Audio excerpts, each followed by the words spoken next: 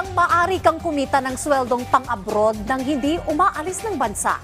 Ganyan ang diskarte ngayon ng tinatawag na Metaverse Filipino Workers. Kaya naman ang Department of Information and Communications Technology nakatutok sa pagpapalago ng industriyang ito sa Pilipinas. Yan ang ulat ni Rod Lagusa.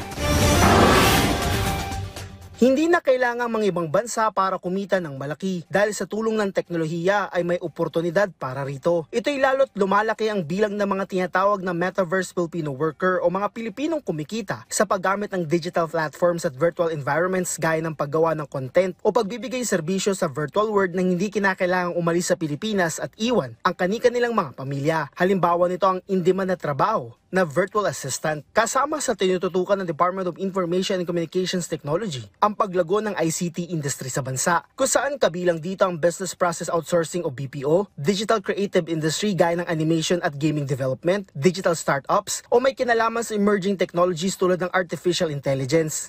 Kasama sa mandate namin yung ICT literacy and competency development.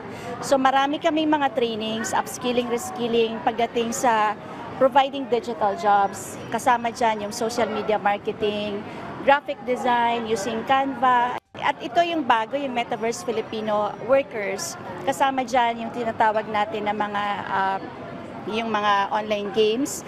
Bukas ang DICT sa lahat para sa mga nais sumailalim sa training. Hindi kailangan na maging IT graduate at pwedeng online o face-to-face ito. Binibridge din namin sila sa mga potential employers.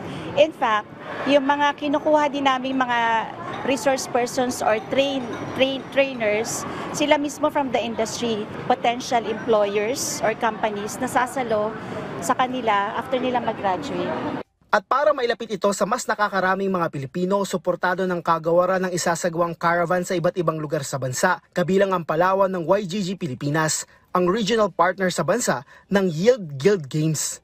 What we want to do is really grow the number of communities and community leaders around the country. So even as we're not there, lumalaki ang ating footprint at ang ating impact in those areas. It's when we empower really the communities to learn amongst themselves, to teach each other, to trust each other. Mahalagaan niya na maipakita na may oportunidad na matuto at kumita dito dahil ito ang hinahanap ng tao. Magsisimula ang naturang caravan sa Abril at magtatagal hanggang Agosto. Rod Lagusad para sa Pambansang TV sa Bagong Pilipinas.